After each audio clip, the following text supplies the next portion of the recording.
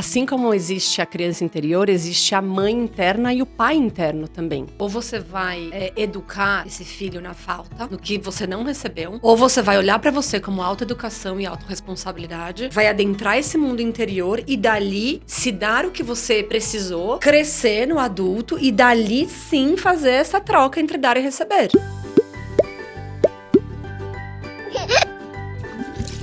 Olá, sejam todos muito bem-vindos. Estamos de volta no Eu, Você e a Gente. Hoje com a nossa querida, maravilhosa amiga do peito, Mari Gomia, parceira de vários trabalhos incríveis. Sou a Bela Mares. Leonardo Piamonte e... Mariana Gomia. Já vou passar a palavra para você se apresentar, maravilhosa. Maravilha, gratidão de novo. Piadinha interna, né? Mas enfim. Bom, eu sou Mariana Gomia, terapeuta de mulheres, fundadora do Colo Familiar, reikiana, alquimista das rosas, mãe, mulher, acho que de tudo um pouco nessa vida. A gente vai aprendendo, né, a ser várias, né? E eu gosto de falar que hoje eu estou mulher, mãe, amiga, companheira, enfim. Como se fosse pouco. Só isso. Só isso. tudo junto e misturando. Boa. Do que a gente vai falar hoje, Bela? Então, eu devia ter falado isso no início do vídeo, né? Mas hoje o nosso episódio, hoje a gente vai falar de criança interior. Porque quando a gente fala de parentalidade, eu acho tão importante a gente olhar para essa criança que um dia a gente foi. Quando a gente recebe uma criança nos nossos braços com essa responsabilidade de educar, de criar, de nortear, né? De preparar, minimamente que seja. É tão importante a gente se pegar no colo novamente. É tão importante a gente revisitar a infância que a gente teve, a nossa família de origem, pai, mãe, irmãos. E aí eu quero começar essa nossa conversa perguntando um pouquinho para cada um de nós o que a gente sente quando a gente fala de criança interior. Léo, o que você sente aí? Sim. Nossa, eu achei que esse ia voltar pra Mari, mas então recebo aqui. Cara, eu tenho algumas reflexões a respeito do conceito. Acho que é um conceito que convida muito realmente a você aproveitar a paternidade, a maternidade, enfim, o cuidado, na verdade, né, de uma outra pessoa, para você rever também como foi a sua experiência, que de repente você não tem muito presente, você nunca pensa muito nela, mas você vive ela intensamente todos os dias. Então, acho uma super oportunidade de você, tipo, nossa, por que será que me irrita tanto isso? Por que será que eu sou tão, sabe, relaxado com isso aqui? O que tem aqui dentro de mim que poderia... mas eu tenho uma ideia de, assim, que a criança, isso que a gente chama de criança interior, na verdade, a gente tem... Eu sinto que, na verdade, a gente nunca deixa a infância para trás. Eu acho que a infância não foi. A infância assim, muitas das coisas que a gente pensa, diz, sente, sofre, chora, se alegra, enfim, são da nossa existência desde o começo. Assim, a gente não sinto que a vida é um progresso em que você fecha uma fase e começa outra. Eu acho que a infância, e a adolescência, ela ainda ela tá aqui, tá? E a gente vai ver isso, especialmente em momentos que a gente estiver com muita pressão, com muita frustração. É bem possível, especificamente você, homem, sair alguma questão bem adolescente. Às vezes alguma questão do que eu chamo a quinta série mental também, né? O que você acha, Mari? Eu sinto que quando eu escuto vocês, vem um lugar hierárquico, né? Primeiro, porque ela veio antes da gente, vamos combinar? Pra gente estar aqui hoje, a gente teve que trazer, sentir, revisitar, viver essa infância, né? Então, como que é pra gente, adulto, olhar para essa criança? E aí é a tal da criança interior, né? Assim como existe a criança interior, existe a mãe interna e o pai interno também, né? Porque eu sinto que quando a gente volta para dentro essas questões, a gente vai revisitando a nossa história, a origem, né? E aí a gente começa a entender muitas coisas, compreender muitas coisas quando a gente traz um olhar de cuidado, é uma palavra que você trouxe, Léo, para essa criança. Então, como que essa criança vem se desenvolvendo, principalmente nessa primeira infância, que é onde é a base de tudo, dentro de uma origem familiar, de um sistema familiar. Bert já trouxe, né, isso sistemicamente pela lei do amor, né? Quando a gente olha para o amor, a gente tem 3 grandes etapas que a gente precisa olhar. Então, é a hierarquia, quem veio antes, ou seja, a criança veio antes do adulto. Que essa criança, ela tá dentro de um sistema que os ancestrais vieram antes. A partir disso, onde essa criança se sente amada e pertencente? Porque esta é a busca. Vamos combinar? Todo mundo quer ser amado e pertencente. Tanto que, no decorrer desse caminho, a gente precisa acessar máscaras, vamos chamar assim, para a gente dar conta de sobreviver em busca desse amor. Então, se o papai e a mamãe acham que a gente tem que ser boazinha, por que não vestir a máscara da boazinha e seguir a vida sendo boazinha para receber o amor do papai e da mamãe? Depois que você entende esse pertencimento, você vai para a relação. Como que você troca? E aí, a partir disso, você começa a dialogar com essa criança, o adulto e a criança. E aí a gente vai vendo as compensações, as faltas, as necessidades, porque nada mais, nada menos que é como que a gente olha para essa criança na real necessidade dela, que naquele tempo não teve recursos para nomear e pedir, e ela recebe só o que o pai e a mãe têm para dar.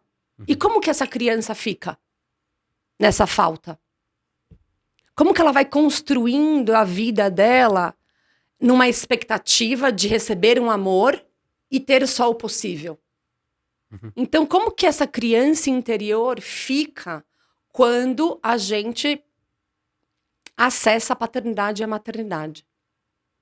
Será que a gente educa os nossos filhos a partir desta falta de necessidade que essa criancinha teve? Ou no decorrer da vida, a gente vai dialogando, sentindo e se autocuidando, se autorresponsabilizando, se autoamando para nutrir essa criança que esperou, de alguma certa forma ou de outra, mas que papai e mamãe já fizeram. Então, como que eu pego essa responsabilidade para nutrir a minha criança e aí, a partir dali, eu fazer a troca com os meus filhos? Deixa eu pegar um gancho aí, porque a Bela tem uma fala... Que bonito!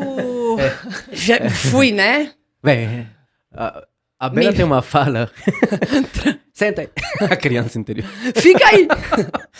A Bela tem uma fala que é, tipo, seja o adulto da relação. De fato, em alguns episódios que você pode consultar lá no YouTube, no Instagram, deixa o like, comentário. Seja o adulto da relação. Eu acho que quando você diz assim... Quem tá educando a criança? O adulto que você é, o CPF de tantos anos... com tantas experiências, ou essa visão infantil sobre o mundo, da máscara, da boazinha, da máscara do não chore, menino, da máscara. E como essa criança que agora está aí pululando na nossa frente, chama essa visão infantil para brincar junto e entra num conflito aí, numa tríade maluca entre um adulto que tem que manter uma certa máscara, uma certa pose, tem umas ideias sobre o que é a performance de um adulto em casa, e uma criança lá dentro pululando para brincar, ou sei lá, ou... Nossa, mas você não vai dar bronca? Porque deram bronca em mim quando eu fiz isso. Você vai deixar? Ele pode fazer isso? E por que eu não podia? Fica uma coisa bem confusa, né? Fica uma coisa... Muito. Mas aí a gente entra nesse espaço de assim... por que o choro do meu filho me incomoda tanto? Ou por que ele acordar à noite, pra mim, assim, é intolerável? Sabe? Porque quando você começa a entender essas necessidades que talvez foram negligenciadas, que talvez você não conseguiu ter aquilo que você esperava ou que você precisava, você conseguiu ter só o possível. Você recebeu só o possível. Mas entre o possível e entre o que eu queria e precisava, existe esse espaço. Então, deixa eu entrar nesse espaço. Porque hoje, enquanto adulto, eu posso dar para essa criança. Talvez os meus pais não puderam dar, mas eu posso dar. Eu posso olhar para não... Eu acordava muito à noite, porque eu tinha muito medo. Só que minha mãe e meu pai não conseguiam me atender, porque eles já estavam muito cansados, porque eles tinham mais filhos para atender. Então, assim, a minha criança ficou ali. Ela ficou, ela parou ali. Ela teve essa dor. Essa ferida, ela ainda não está cicatrizada. Então, deixa eu olhar. Deixa eu olhar para minha criança e falar assim, não, tudo bem, eu posso te dar. Eu posso te dar essa atenção que você quer. É. Tem outra teoria, né, dos livros, que eu não lembro agora o autor, que eu sou muito ruim de nome, mas as feridas das crianças interiores, né? Que ela é oriunda do abandono e desdobra para injustiça, traição, humilhação. São as 5 feridas. As 5 feridas das eu crianças, também da tô criança tentando interior. lembrar. Eu esqueci o autor. Mas depois a gente pode passar como referência, enfim. Então, assim, toda criança, de alguma certa forma ou de outra, ela sofreu um abandono. O que significa isso? Que algo aconteceu dentro do sentir dela. Seja um abandono que o pai e a mãe tiveram que trabalhar e ela se sente abandonada. Seja um abandono que o segundo irmãozinho chegou e ela se sente abandonada.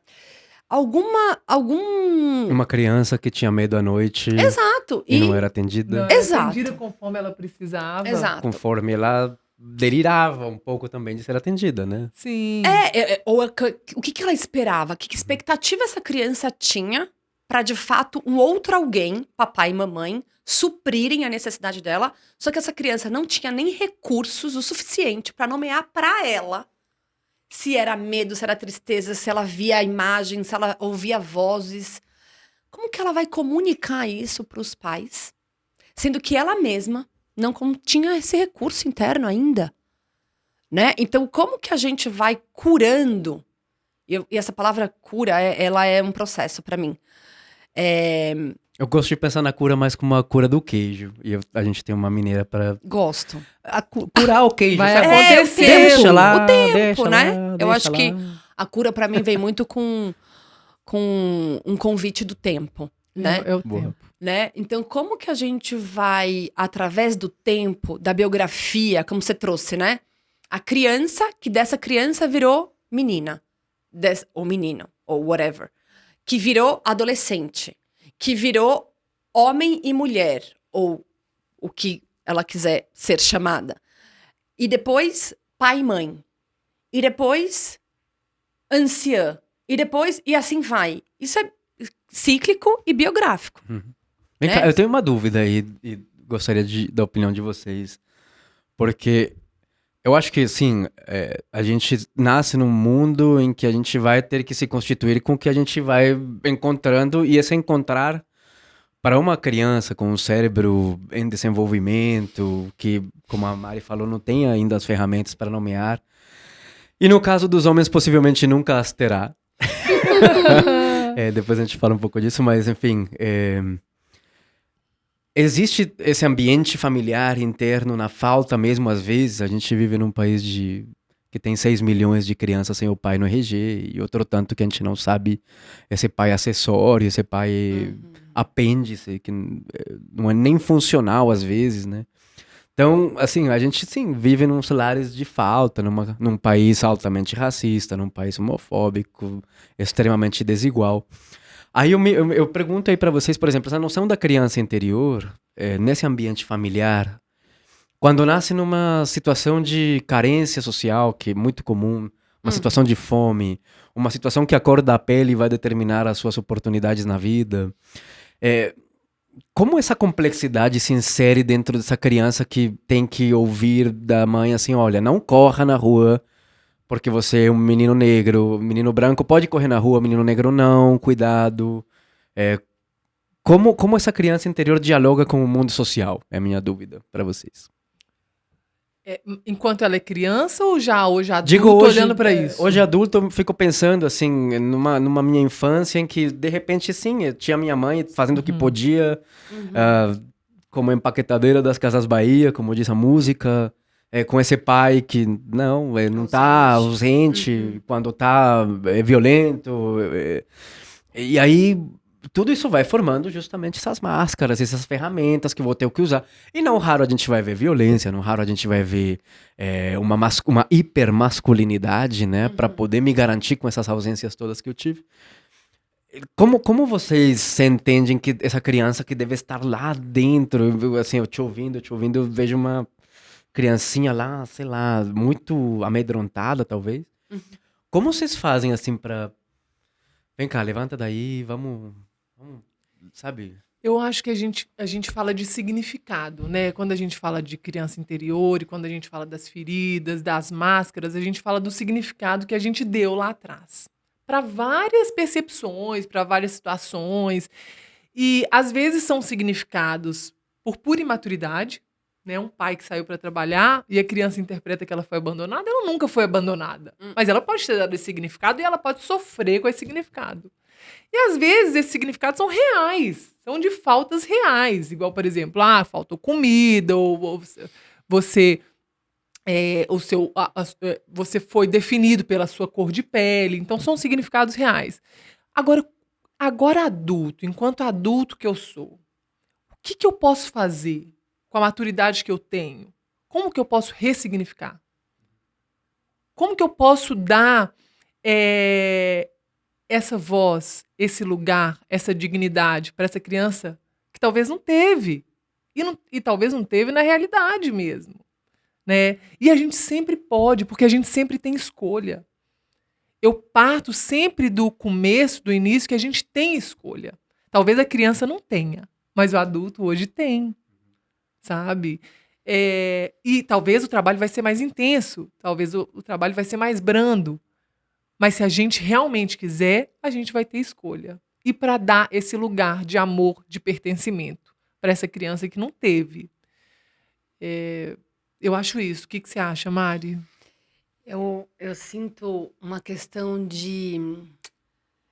Eu vou pro acesso e vou pra permissão, né? Primeiro o acesso, no sentido de, às vezes, pela minha cor, pela minha situação financeira, enfim, eu não tenho acesso a possibilidades, a informações, então eu tenho que lidar com isso de uma forma...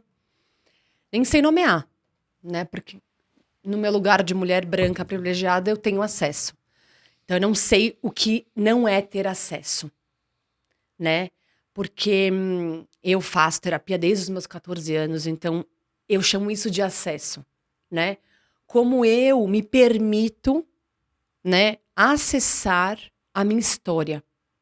E, às vezes, essas pessoas que não têm acesso não têm nem a consciência da permissão de poder acessar a própria história. Porque, às vezes, nem tem história. É uma porta que não existe, né? Exato. É quase como que... Tá bom, então vamos lá. Revisitar trauma, ressignificar, ressentir. Vamos lá. E aí, quando você vai abrir a porta, é escuro. Não tem nada. Como que você faz isso? Como que você dá a permissão para você adentrar algo e você se auto-permitir a ressignificar e a recontar a sua história? Sim. Outro dia eu tava pensando, enquanto eu caminho, eu medito. E aí me veio a seguinte pergunta. A minha história me define? E aí eu fiquei pensando, ela não define, mas ela é parte. Da mesma forma que a nossa infância é parte, a nossa adolescência é parte. A nossa construção e evolução é parte. Então, como que a gente inclui isso? E aí, muitas mulheres eu atendo, né? E elas falam assim, eu não lembro da minha história. Eu não lembro da minha infância. Eu nem sei acessar. Que criança interior é essa? Quem é essa criança? E aí a gente volta, é você. Tá lá naquele quarto escuro que você tá... Exato. Então, eu acho que independente de sexo, cor, raça, tem essa permissão de acessar, sabe? De se permitir acessar a sua história, a sua biografia. Tanto que eu trabalho muito com a biografia justamente por isso. Legal isso, hein? Né? De como que a gente olha pra sua história. E se eu não tenho parte dela construída, que história você quer se contar? Sobe no seu palco, se apropria dele e se conta a sua história. Você tem uma história. E eu acho que, não sei, a oportunidade gigante que é a parentalidade para justamente encontrar essa porta. Porque, Super. ouvindo vocês, eu fiquei aqui na imagem mental de justo, assim, ambientes muito sombrios, sem luz. E você, talvez, numa história que você não tem o acesso que você diz, você, assim, tanteando, assim, indo, assim, tentando achar uma coisa que você não faz ideia onde tá, uma porta para sua infância, assim. Jamais se questionou isso, jamais. Às vezes a parentalidade é um negócio de dinamite que, pá, abre um clarão, assim. Às vezes ela vem mais delicada, mais suave, mas às vezes é uma surpresa na vida, assim, e, pô, e aparece um clarão e você fica assim meio, o que que é isso? De repente aí tem uma porta. Isso. Não Eu necessariamente uma acredito. porta com um vão bonitinha que você vai abrir, tem uma chave. Quem É. faz terapia tem isso, aprende a ter É. uma chave, você abre e fala, hoje tá muito bagunçado. Abre essa caixa. Tira Tem de essa dentro. caixa, agora. deixa eu ver. Tem gente que às vezes a abertura para esse mundo interior, chamar de criança, chamar dessa vivência do como eu me constituí, às vezes vem na própria violência Com simbólica de ter um filho. Uhum. E aí você se confronta com, e aí? Normalmente, essa criança ela vem te trazendo os convites. Opa. Esse novo convite para esse reolhar. Então vamos lá, eu gosto de falar muito isso. A vida, ela é tão abundante, ela é tão maravilhosa que com a chegada de um filho você recebe um convite para voltar esse olhar para sua história e para ir resgatando essas partes que ficaram. Pra incluir. Porque Pra- tudo é parte. Sim, e a gente precisa disso. Então, e aí a gente entra nesse lugar de, cara, como que a nossa criança interior ferida, negligenciada, ela pode atrapalhar tanto a minha parentalidade? É porque é uma escolha de novo, né? Ou você vai educar esse filho na falta, no que você não recebeu, ou você vai olhar pra você como autoeducação e autorresponsabilidade, vai adentrar esse mundo interior e dali se dar o que você precisou, crescer no adulto e dali sim fazer essa troca entre dar e receber. Mas se você fica na criancinha interior, que foi abandonada, que tá no escuro, que tá com medo à noite, que... Como que a gente educa alguém assim? Aí a gente não entra nesse lugar de adulto. Aí Você não vira essa página, você continua sendo filho. Como que eu vou ser pai se eu sou filho? Como que eu vou Isso. ser mãe se eu sou filha? E aí tem uma coisa que eu acho que, sei lá, de repente puxando um pouco pro lado aqui dos homens, eu tenho a visão de que o que a sociedade ocidental nossa que a gente vive exige dos seus homens em termos de maturidade tem uma cristalização ao redor dos 13 ou 14 anos. Eu acho que um ser humano que chega aos 14 anos está pronto para ser homem nessa sociedade. Ele não precisa de tanta responsabilidade, ele não precisa de tanto cuidado, ele não precisa ter um olhar de planejamento, um olhar amplo sobre a coisa. Então, o que uma criança faz aos 13, 14 anos, faz a cama às vezes, espera uma bolachinha por causa disso. Quando a gente vai falar da parentalidade, é como se fosse uma pessoa de 13, 14 anos tendo que cuidar de outra. Pô, não sabia que não podia abrir a lata de leite assim? Mas tem que ir no médico mesmo? Pensei que era outra. A gente tem um pouco essa dificuldade como homens de justamente buscar a autorresponsabilidade e essa autocura, né? Eu sempre vou insistir em atenção à grandíssima oportunidade que é a parentalidade, você ser pai. Atenção à grandíssima plataforma que se apresenta na sua frente para você pular para a vida adulta. E você sabe por que você vai por aí, talvez, Léo? Pelo cuidado. De novo, a palavrinha cuidado. Você sempre teve o cuidado da sua mamãe e do seu pai. Como homem, né? Como filho. Nós, mulheres, também tivemos o cuidado, mas a gente já cresce tendo que exercer e cuidar. Cuidando. Né? Não estou sendo cuidado. Exato. Então, acho que tem um lugar aí entre gêneros, já que você adentrou disso, né? A mamãe sempre cuidou do filhinho. Tanto que a gente vai ver homens hoje que fazem Todd Sim. o leitinho pra dormir até hoje. Ou pra jogar seu videogame. Exato, né? E aí, quando casam, esperam isso também da mulher. Tem uma frase infame, né, Mari? Que o sucesso é você, como homem, encontrar alguém que te cuide. E como mulher é você encontrar alguém pra cuidar. Né? E aí a gente vai dançando, né, nesses papéis sociais tradicionais. E aí, quando você se resolve ser um homem feminino que cuida e que provê, nossa, é um ET. Né? Quando você se depara com o seu lado feminino e masculino, o cuidado, a proteção, enfim, a segurança, e você se auto-supre, porque é muito difícil, né? Essa coisa da autossuficiência, né? Mas se banca, né? Nossa, me banco. No meu feminino e masculino. Você é um ET. Gente, e é tão engraçado porque a gente vai sendo moldado, né? A partir do momento que a gente vem para esse mundo e a gente começa a receber informação de pai, de mãe, de instituição, de escola, a gente vai se moldando. E a gente vai encaixando, a gente vai deixando a nossa liberdade de ser. E quando a gente cresce e a gente desenvolve várias habilidades, a gente se torna adulto e a gente escolhe olhar para dentro, é como se a gente fosse libertando essas partes que culturalmente, né, são impostas para a gente. E a gente vai nivelando e equilibrando essa energia masculina e feminina que vocês trouxeram. Porque que todos é a mãe nós... interna e o pai interno. Você já não precisa mais que o outro faça ou supra as suas necessidades, papai e mamãe. É muito louco, né? Porque a gente cresce e entrega nossas vidas para papai e mamãe cuidar. Aí, de repente, toma, a vida é sua. Tchau. Te vira. Te vira. Só que a gente cresceu esperando isso, né? A gente esperando esse cuidado, esperando essa guiança, esperando tudo. E aí, quando vira adulto, a tal da 21 anos, né? Maturidade, 18 anos, pega o carro, né? Agora é com você, meu filho. Bugou. Como assim? Eu vivi 21 anos da minha vida sendo cuidado, tendo meu leitinho, a calcinha lavada. E agora, assim, é com você. Como que é isso? É esse equilíbrio entre feminino e masculino, que são energias, papai e mamãe representam isso, feminino e masculino, que a gente tem que equilibrar aqui dentro. E todos nós temos. Todos nós temos feminino e masculino.